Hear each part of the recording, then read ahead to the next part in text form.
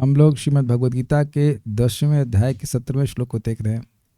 इससे पहले कि हम श्लोक को बोले, हम आप रोज हर बार यही करते हैं, लेकिन आप एक चीज़ देखोगे ना, मज़ा आ जाएगा। क्या आप लोगों ने कभी अनुभव किया है कि कभी कोई व्यक्ति आपको कुछ खराब बोलता है तो तुरंत रिएक्शन मन में आ जाता है, और कभी कभी आपको ये मालूम होता है ये आया है हमें कुछ खराब ही बोलेगा। तो यू एग्री विद दिस? अगर इतनी बात आपको पकड़ में आ जाए तो आप भगवान का यश बोलने के लिए पूरा उत्साहित हो जाएंगे।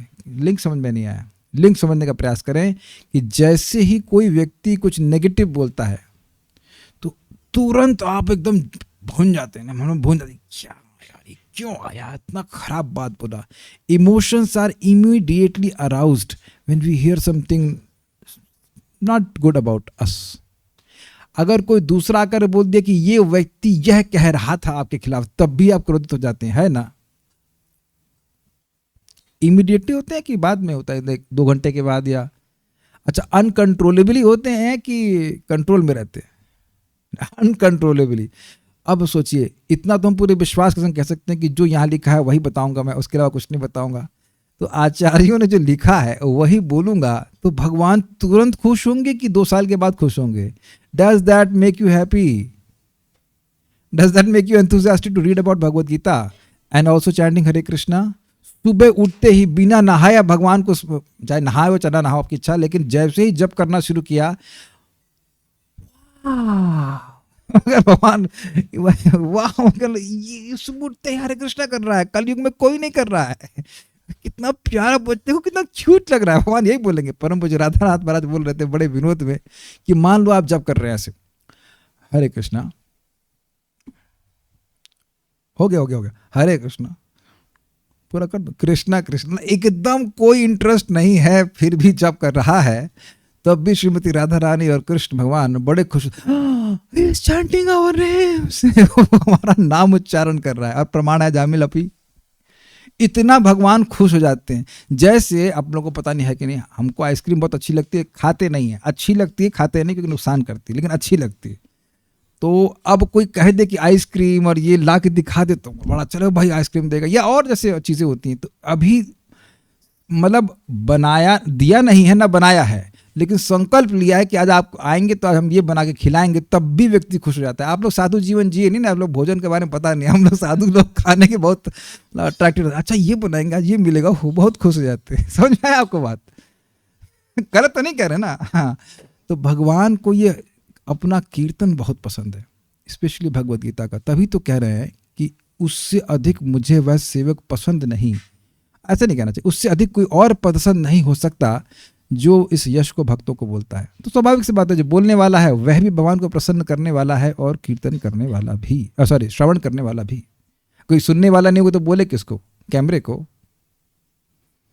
मान ये तो यही कह रहे कैमरे को बोलने वाले मुझे पसंद है, भक्त कुछ होंगे इकट्ठे और बोल दीजिए। बस शायद आप लोग समझ पा रहे हो कि भगवान कितना प्रसन्न होते हैं इस श्रवण कीर्तन के माध्यम से। चलिए तो इसी बात पे आगे हम चलते हैं। भगवान को अर्जुन ने 16वें में क्या कहा था? वक्तुम अर्हसि अशेषेणा दिव्य ही आत्म विभूतयः याभिर्विभूतिभिर लोकान इमांस्त्वं व्यापतिष्ठसि। वक्तुम अर्हसि अशेषेणा, अशेष यानी संपूर्ण रूप से बोलने में, अर्हसि अर्थात आप ही योग्य हैं। क्या? दिव्या ही आत्म विभूतियां, जो आपकी दिव्य हैं और आत्म विभूति हैं, जो आपकी ही विभूति है निश्चित रूप से, और दिव्य ही है अर्थात असाधारण विभूतियां हैं। याभिर विभूतिभिर लोकान, जिन विभूतियों के द्वारा लोकान, इन लोकों में, इमाम लोकान मतलब इन लोकों में, त्वम व्यापतिष्ठसि, आप नियामक के रूप में वर्तमान है। तो अब इस बात को 17वें श्लोक में कह रहे हैं। मान लो भगवान पूछें कि ओके 1 मिनट, भगवान मान लो पूछें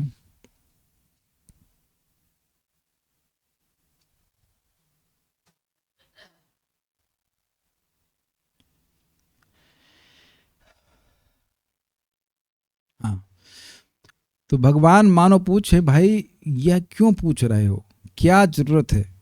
तो देखिए इसका लिंक आपको मिलेगा 9वें अध्याय के आखिरी श्लोक से। क्या श्लोक था?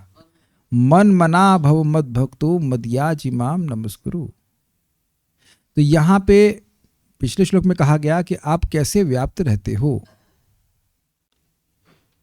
तो जब वस्तु, हमें भगवान तो सीधे दिखते नहीं है, तो वस्तुएं दिख रही हैं, वस्तुओं को देख करके हम अगर उसमें भगवान की विभूति को देखेंगे तो क्या भगवान का स्मरण होगा? It's very simple. Is it okay?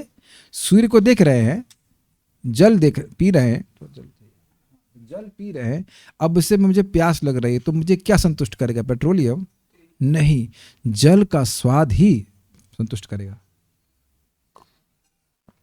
तो जल कौन पिला रहा है? भगवान पिला रहा है। तो ऐसे करके व्यक्ति भगवान के भावना से भावित हो जाता है। भैया भाई हमको तो भौतिक जगत में ही रहना मतलब अभी रहना है। और माया का स्वरूप आपने क्या सुना था? रीति अर्थम यत प्रतीयता ना प्रतीयता चात्मनि तन विद्याद आत्मनो माया यथा भासम यथातमः। जिस भी वस्तु का अर्थ हमें, अर्थ मतलब संबंध कह लीजिए, भगवान से अलग दिखता है या नहीं दिखता है कि ये वस्तु भगवान की नहीं है, तो वही माया है। Is it okay? क्योंकि उसी के द्वारा व्यक्ति की भोग बुद्धि का निर्माण होता है। ये वस्तु मेरे भोग के लिए इसलिए है क्योंकि ये मेरी है, ये भगवान की नहीं है। जैसे अब सब लोग आते हैं, एक बात बिल्कुल समझ में आ जाएगा। आप अपनी चप्पल पहचानते हैं और मेरी चप्पल भी पहचानते हैं, तो आप लोग क्या मेरी चप्पल पहन के निकल गए कभी? नहीं, तो हमारे टीचर की चप्पल है। अग्रीड? सिंपल ना? कभी ये बुद्धि नहीं आती, इतने तो आप लोग अच्छे हो कि इतना सम्मान तो करते हो कि ले अरे चप्पल कहाँ गई? टीचर की चप्पल पहन के भग गए। अच्छा, लेकिन अब एग्जाम्पल सोचिए कि मंदिर में कभी आप जानते हैं कि भाई चप्पलों का कोई अनलिमिटेड रेंज तो है नहीं वैरायटी का, तो कभी कभी ऐसा हो जाता है कि आप दूसरे की चप्पल पहन के चले गए। क्यों बताइए, माइक में बताइए। आपने कभी किया नहीं होगा, लेकिन ऐसा होता है कि नहीं होता है? फ्लोटर आजकल घूमती हैं, वो सस्ती होती है, 150 रुपए की, सभी लोग वही खरीद लेते हैं। तो मान लो सफ़ेद और ऑरेंज वाली फ्लोटर है, जैसे मेरी है, तो ऐसी बहुत सारी फ्लोटर आपको दिख जाएंगी। तो कभी कभी दूसरे की फ्लोटर पहन लेते हैं। क्यों? बोलिए क्यों? बहुत इजी क्वेश्चन है, जल्दी से बताओ। जल्दबाजी में या फिर एक जैसी दिखती है इसलिए। बेसिकली वही सोचने लग जाते हैं हम लोग कि ये मेरी है। समझ में आया कि नहीं? तो ये जो बुद्धि है, यही तो हमारा दोष है ना, कि हम वस्तुओं को अपना मान रहे हैं। अगर यह देखें कि भाई सारी वस्तुएं जो भी हमारे आसपास हैं वो भगवान की हैं, तो भगवान का स्मरण होगा। लेकिन एक इंटरेस्टिंग बात, इससे वाले श्लोक पर जाए, भगवान ये छुपा के क्यों रखे हुए हैं? क्योंकि हम ये चाहते ही नहीं हैं देखना। सामान्यतः बद्ध जीव नहीं चाहता है कि हर वस्तु भगवान की है। So that's how it is there. इससे पहले मैं एक और चीज बताऊंगा। पता नहीं आप लोग का ऐसा कभी अनुभव हुआ है कि नहीं हुआ कि पिता का ही घर है लेकिन बेटा पिताजी के साथ नहीं रहना चाहता। ये तो एटलीस्ट थ्योरी में समझ ही रहे होंगे, माली संबंध अच्छा नहीं है। तो अब अगर वो दूसरे फ्लैट में जाए तो वो फ्लैट किसका नहीं होना चाहिए कि अगर वो बेटा रह सके? अगर वो अपना घर छोड़ करके दूसरे फ्लैट में जा रहा है, पिताजी का नहीं होना चाहिए, नहीं तो उसको बहुत दुख लगेगा। समझ गए ना? लेकिन अगर पिताजी का है और मान लीजिए सारे फ्लैट पिताजी के हैं, तो लड़का कहाँ रहेगा? लड़के को तो फ्लैट में ही रहना है।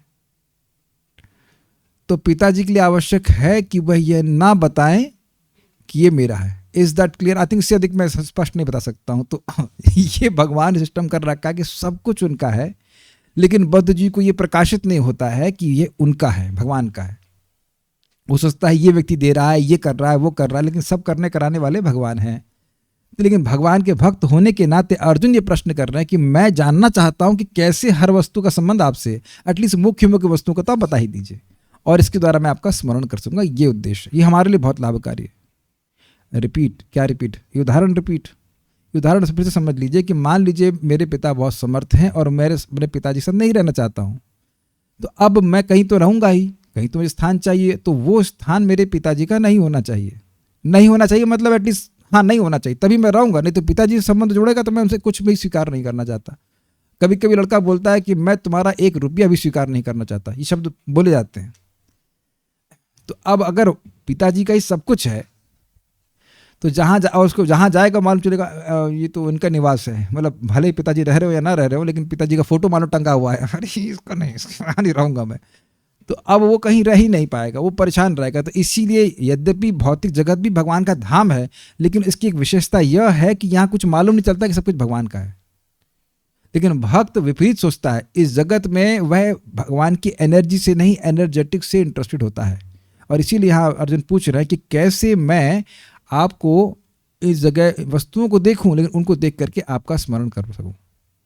ठीक है, मेरे पीछे बोलिए।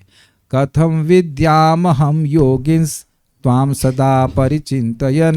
कथं विद्याम् अहं योगिन्स त्वां सदा परिचिन्तयन्। केषु केषु च भावेषु चिन्तयोऽसि भगवन् मया। केषु केषु च भावेषु चिन्तयोऽसि भगवन् मया। कथं विद्यामहं योगिंस त्वां सदा परिचिन्तयन्। कथं विद्याम् अहं योगिन्स त्वां सदा परिचिन्तयन्। केषु केषु च भावेषु चिन्तयोऽसि भगवन् मया।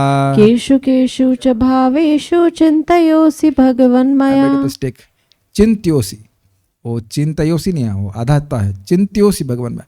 केषु केषु च भावेषु चिंत्योसी भगवन् मया। केषु केषु च भावेषु चिन्त्योऽसि भगवन् मया। कथं विद्यामहं योगिंस त्वां सदा परिचिन्तयन्। कथं विद्यामहं योगिन्स त्वां सदा परिचिन्तयन्। केषु केषु च भावेषु चिंत्योसी भगवन् मया। केषु केषु च भावेषु चिन्त्योऽसि भगवन् मया। कथं विद्यामहं योगिन्स त्वां सदा परिचिन्तयन्।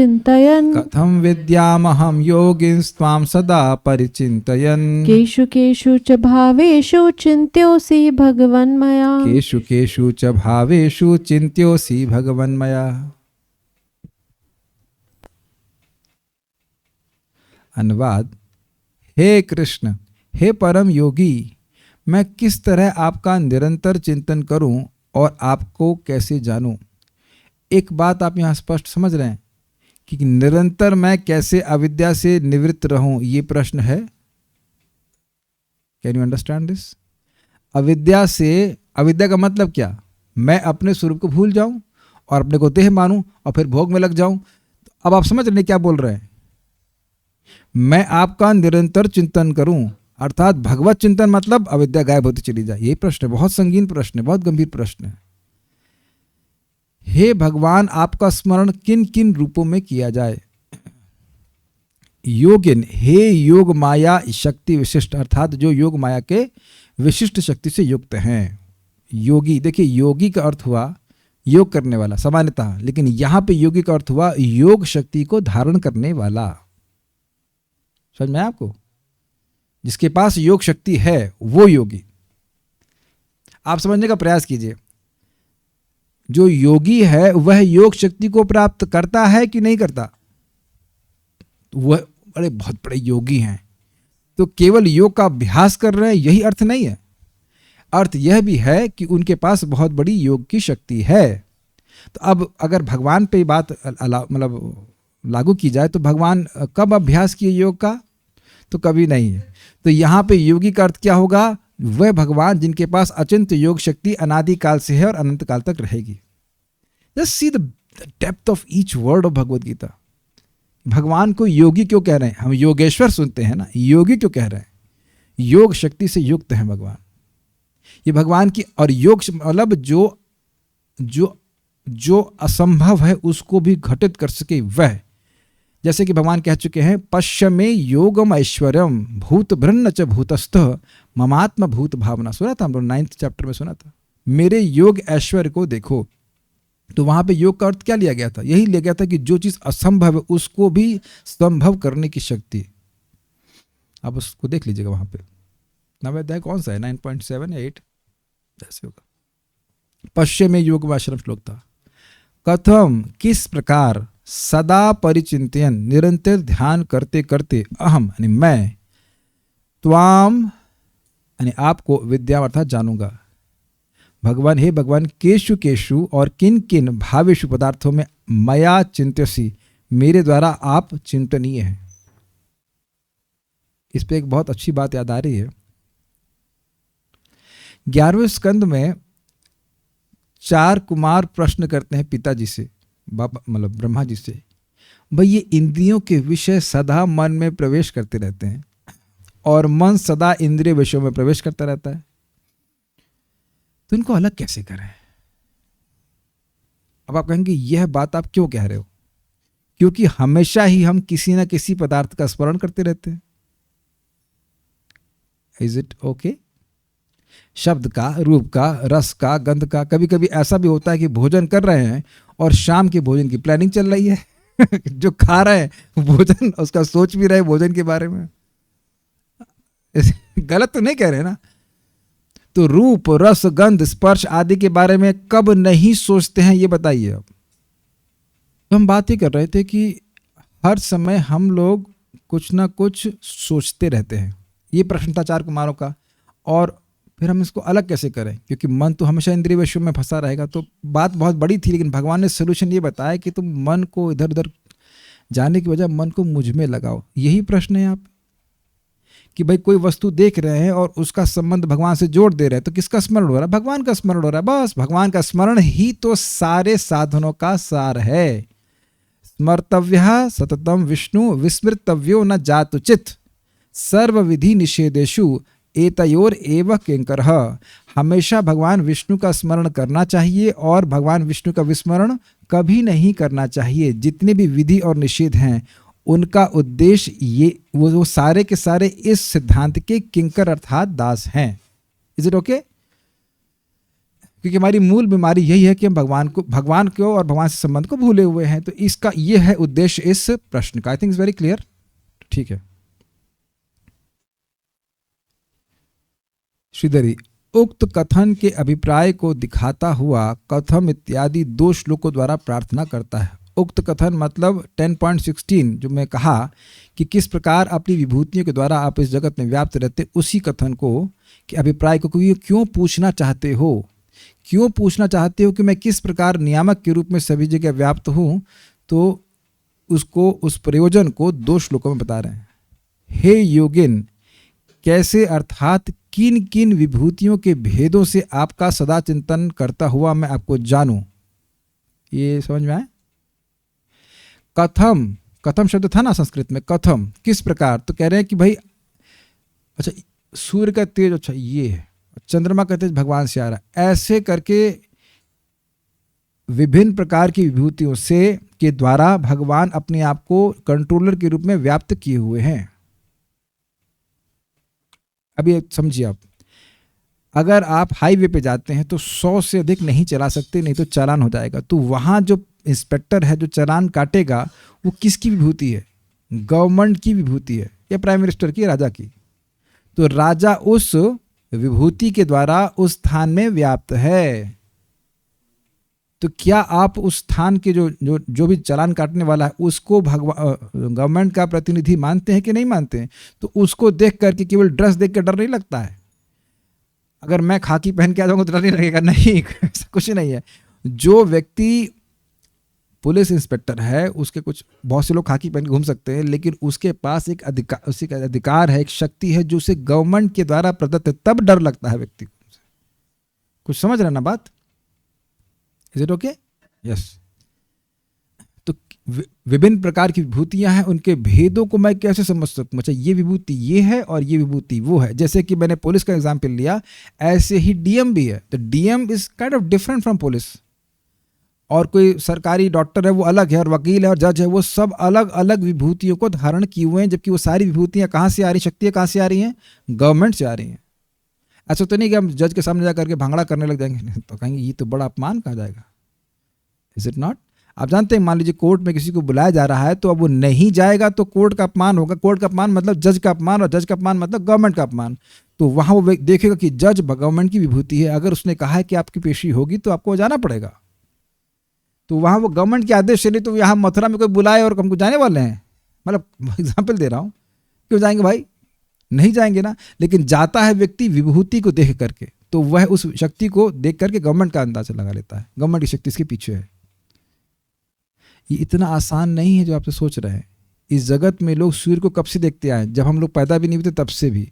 लेकिन लोग अंदाजा नहीं लगा पा रहे हैं कि ये प्रभा जो है उसके पीछे, सूर्य की तेज है वो उसके पीछे भगवान है। Clear? We have to hear, then things will be clear. नहीं तो बचपन से देख रहे थे ना सूर्य, उम्मीद है कि 6 बजे उठ जाते थे, तो अब कभी आइडिया नहीं लगा अरे इसके पीछे कृष्ण है। That's not. जो खूब सुनते हैं तब भक्ति को बात समझ में आती है। हे भगवान, विभूतियों के भेदों से चिंतनीय होने पर भी आप किन किन पदार्थों में मेरे द्वारा चिंतन करने योग्य हैं? एक तो विभूति, और फिर कहते हैं केशु केशु भावेशु। भावेशु मतलब किन किन पदार्थों में, वस्तु। एक हो गया नियमन करने वाले, और कुछ वस्तु, जल। अब जल तो कोई विभूति नहीं है भगवान की, जल तो पदार्थ है, तो उसको देख कर कभी मुझे आपका कैसे स्मरण हो? सिंपल। 2 बात हो गई ना, एक तो भाई सूर्य देवता, उनकी प्रभा, जड़ चेतन भी कह सकते हैं। यस, जड़ वस्तु को देखिए। और आप देखिए, एक दृष्टि से देखा जाए तो यह आपको कौन सी ट्रेनिंग दी जा रही है? उत्तम अधिकारी बनने की। स्थावर जंगम देखी, न देखे तार मूर्ति, सर्वत्र होए तार इष्ट देव स्फूर्ति। इनकेस कोई सोच रहा है कि शिशु शास्त्र है ये, उत्तम अधिकारीज are not babies, what do you say? Interesting. एक श्लोक छोटा सा है कि कितनी सारी बातें खुल गई इसमें। जहां कोई विरोध लगे आप बिल्कुल फ्री समझिए कि कहीं आपको कोई विरोध लग रहा है, पूरा खुल करके प्रश्न कीजिए, इसमें मैंने कुछ गलत बोला हो तो। मैं तो विचार प्रस्तुत कर रहा हूं, बताइए, है ना? स्थावर देखा, जंगम देखा, और सब वो नहीं देख रहा, वो देख रहा है भगवान को ही। सारार्थ वर्षनी, वनमाली शब्द की भांति ही योगिन शब्द का तात्पर्य है जिनमें योग माया शक्ति विद्यमान है। ये समझ में आया? जिसने वनमाला धारण करी हुई उसे क्या कहेंगे? वनमाली। जिसने योग शक्ति धारण की उसे क्या कहेंगे? योगी। जब मैंने इसे पहली बार पढ़ा, मैंने कहा वनमाली का योग से क्या संबंध है, लेकिन समझ में आया कि वो शब्द को समझा रहे हैं। भगवान का नाम है ना, एक वनमाली शब्द नाम है। गिरधारी श्याम वनमाली, जय राधा रमण गिरधारी, यहाँ पे बसता है भजन, गिरधारी श्याम वनमाली। तो वनमाली मतलब वनमाला को धारण करने वाले। आई एम नॉट सेइंग कि we have to chant this only, we chant Hare Krishna only, but this is how they sing here, so this the names of Krishna. Vanamali शब्द के समझ में आ गए। अर्जुन कहते हैं, हे योगिन, किस उपाय से आपकी सम्यक चिंता करते करते सर्वदा आपको जान पाऊंगा? क्या श्लोक है, जरा देखिए। त्वाम सदा परिचिंतन परितः चिंतयन। एक होगा चिंतन और होगा परितः चिंतन, सम्यक चिंतन। अच्छे से बिल्कुल ना भूलते हुए मैं कैसे चिंतन कर पाऊंगा, ये बात बोलना। गीता में आपने कहा है, भक्ति द्वारा ही मेरे विभुत्व और मेरे स्वरूप से यथार्थ रूप में अवगत होते हैं। यही है ना वो, भक्त्या माम अभिजानाति, यही श्लोक है। देखिए 18.55, भक्त्या तो एक आया ग्राह्या, ये श्लोक तो नहीं है 18.55, जरा देखिएगा, बताइएगा। अहम एवं विदो जना, ऐसा कुछ श्लोक है। भक्त्या माम अभिजानाति यावन यश्चास्मि तत्वतः ततो माम तत्वतो ज्ञात्वा विशते तदनंतरम। तो भगवान कितने महान हैं और कैसा उनका स्वरूप है, उससे अवगत होता है व्यक्ति भक्ति के द्वारा। ऐसे समझिए, जितना अविद्या हृदय में जागृत है उतना हर वस्तु का संबंध भगवान से नहीं दिखेगा। क्लियर? एकदम क्लियर। जितना हृदय में भक्ति शक्ति जागृत है उतना हर वस्तु का संबंध जो कि भगवान से ऑलरेडी है वह दिखने लग जाएगा। अब पॉइंट क्या है कि जब मेरा मन अविद्या से ग्रसित है तो भक्ति जागृत कैसे होगी? तो अविद्या से ग्रसित होते हुए भी बार बार श्रवण करने से भगवान का स्मरण होता है, और भगवान का स्मरण होने से भगवान के प्रति जो भक्ति है वह जागृत होती है। क्लियर है सारा विज्ञान? तो जैसे जैसे हम वस्तुओं को भगवान के संबंध में देखने की कला जान लेंगे तो भगवान का, उन वस्तुओं के द्वारा भगवान का स्मरण होगा, स्मरण के द्वारा भगवान की भक्ति जागृत होगी। तो इससे लगा फीडबैक सर्किट, फिर वो और भक्ति बढ़ती चली जाएगी, तो उस वस्तु को देख के भगवान का ही स्मरण होगा। क्लियर? नेक्स्ट, आपकी इस उक्ति के अनुसार ही मैं यह जिज्ञासा कर रहा हूं, मतलब कि भाई भक्ति करके मुझे जाना जा सकता है, तो मैं उसी के अनुसार पूछ रहा हूं कि मैं कैसे आपको स्मरण कर सकूं, तथा किन किन भावों अर्थात पदार्थों में आपकी चिंतन भक्ति करना मेरा कर्तव्य है। मतलब किस वस्तु को देखकर मैं आपका स्मरण करूं, यह मुझे बताइए। गीता भूषण टीका, विभूतियों के वर्णन से क्या प्रयोजन सिद्ध होगा? आपने पूछा, मान लो भगवान कहें कि आपने पूछा कि विभूतियों का वर्णन करो तो क्या होगा उससे? तो कहते हैं योग अर्थात योग माया और योगी अर्थात योग माया शक्ति को धारण करने वाले। तो ये तो क्लियर है। हे योग माया शक्ति के स्वामी, आपका सदा संस्मरण करते हुए मैं आपको कैसे जान सकता हूं जो अनंत कल्याण गुणों को प्रकाशित करने वाले हैं। मतलब बात यह हुई कि भगवान का स्मरण करने से भगवान की अंडरस्टैंडिंग होने लगती है।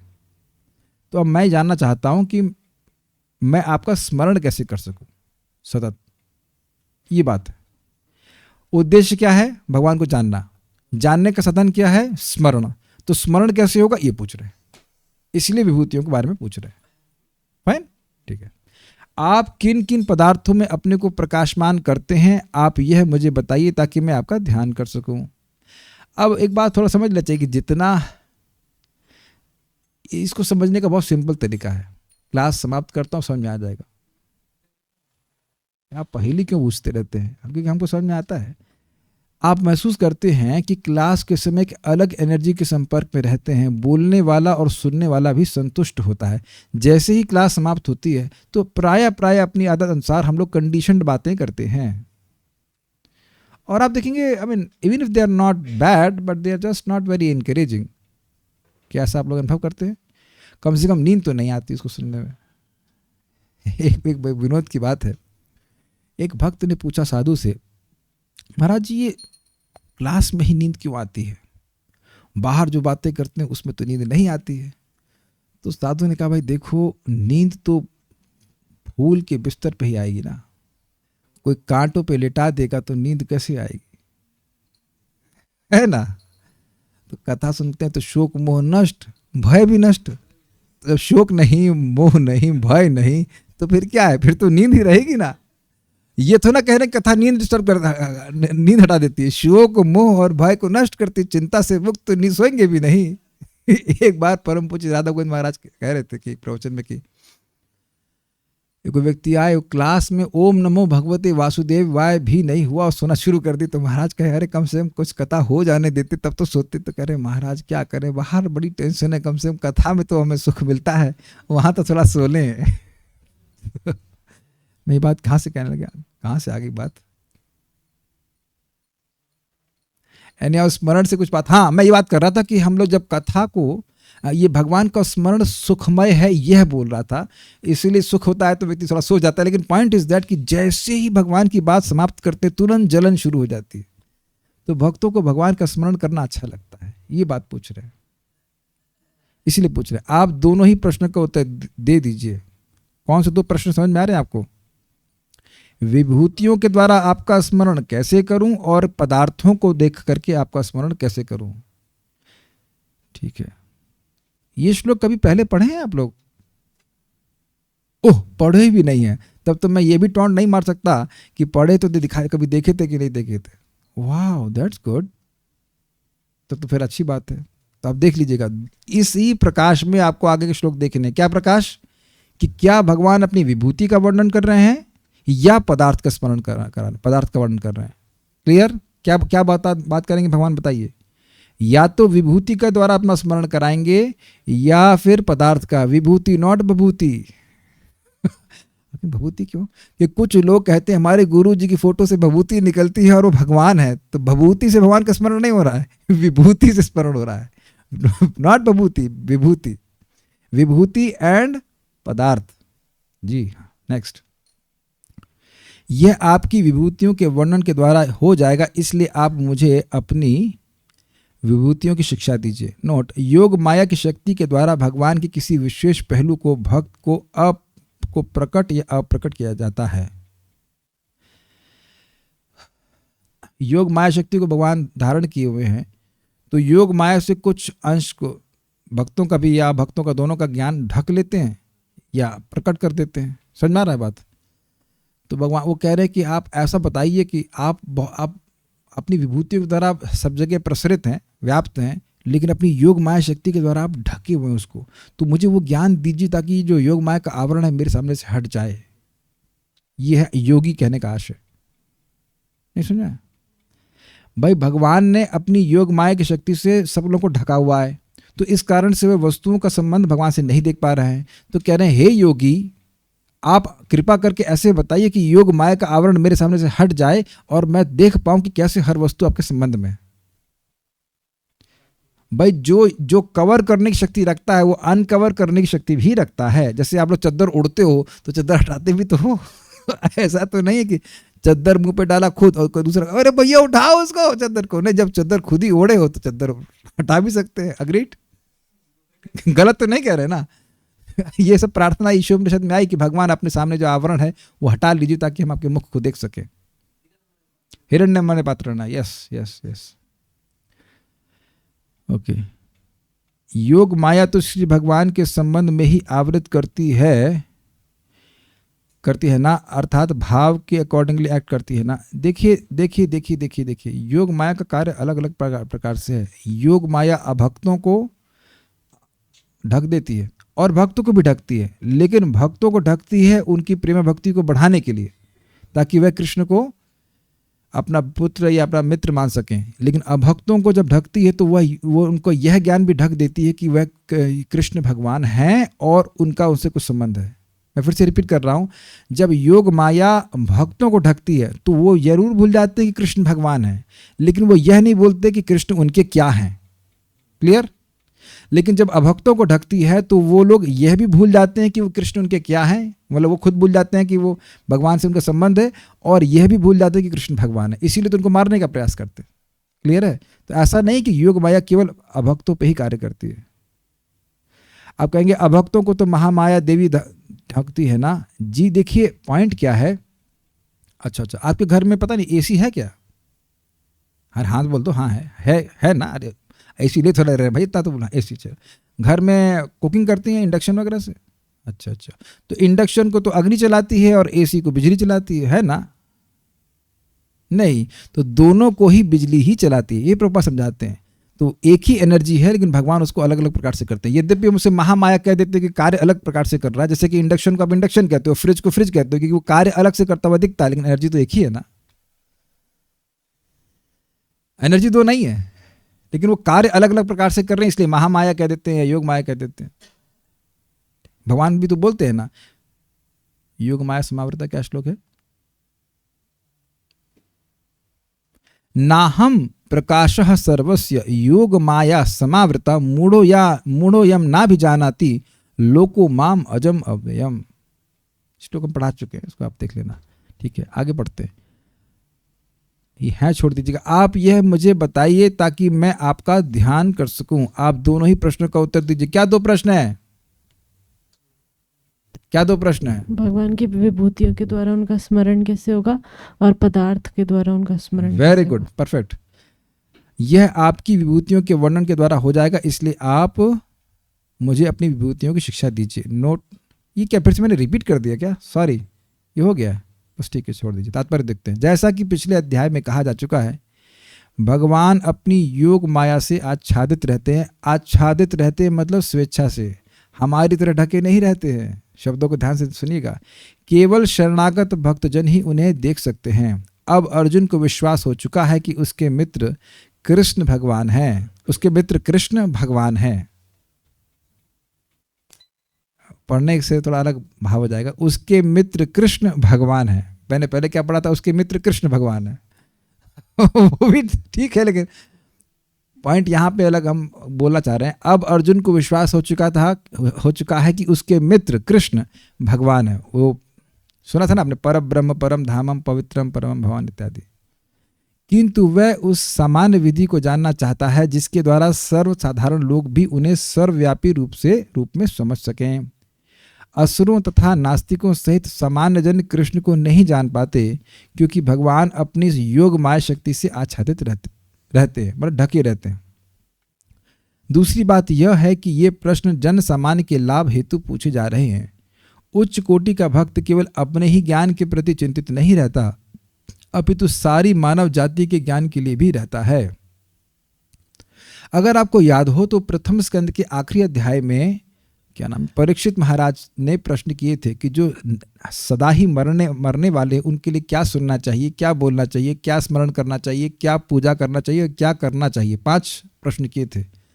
तो केवल वो अपने ही लिए प्रश्न नहीं कर रहे हैं, वो प्रश्न सभी के लिए कर रहे हैं। तो इसीलिए सुखदेव गोस्वामी जी क्या श्लोक बोले थे, वरीयान एषते प्रश्न कृत लोक हितम नृप। हे राजन, आपका तो स्वभाव ही है कि प्रजा का पालन करना। आपने जीवन भर प्रजा का पालन किया, प्रजा का हित किया, और आज अब आपका शरीर छोड़ने का समय, तब भी आप लोगों का हित करने के लिए ही ऐसे प्रश्न कर रहे हो जिससे उनका मंगल हो। समझ गए ना बात को?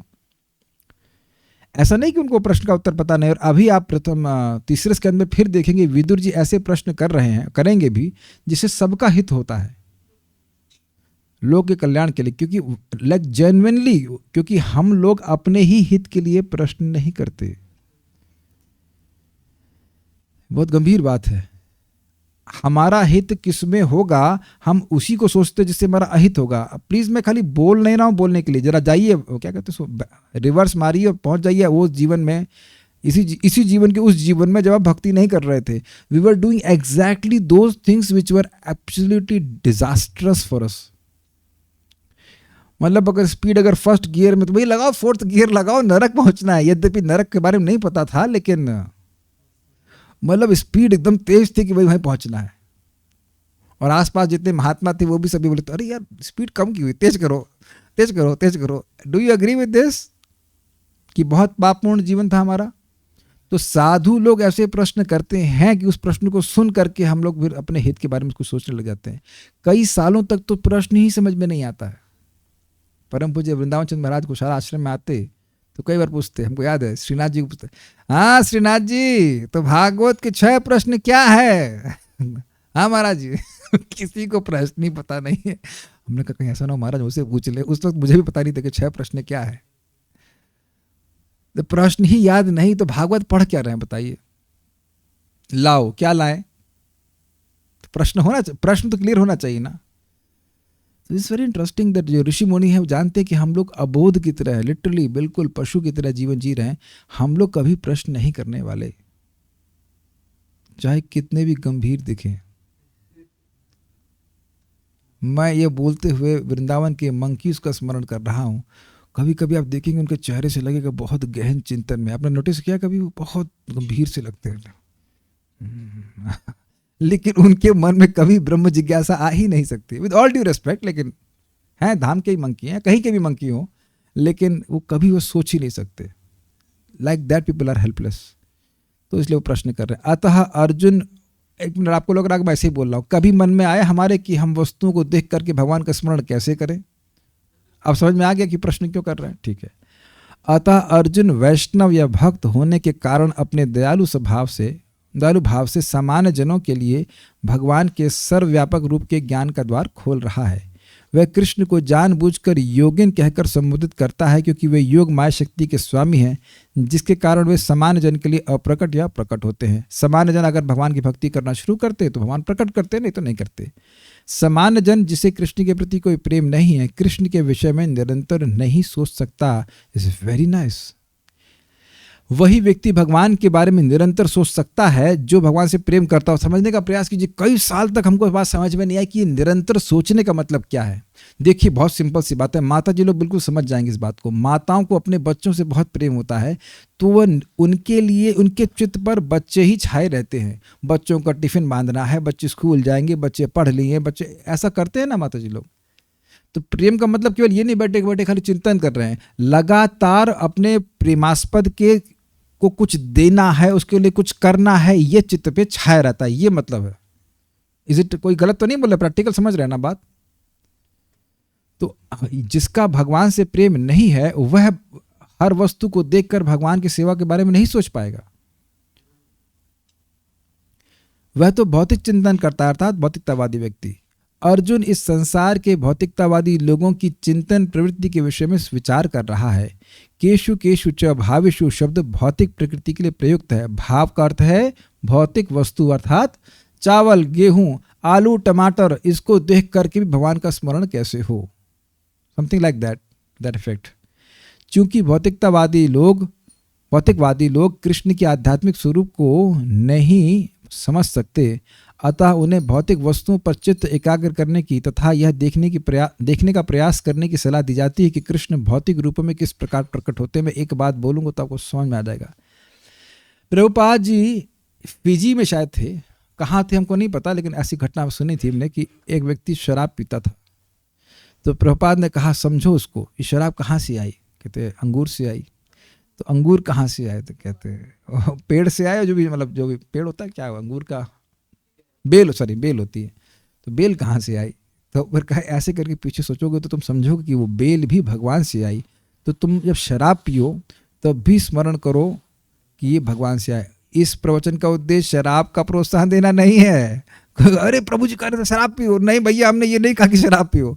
जो शराब नहीं छोड़ पा रहा है वह यह स्मरण करे कि यह शराब भी भगवान से आई है।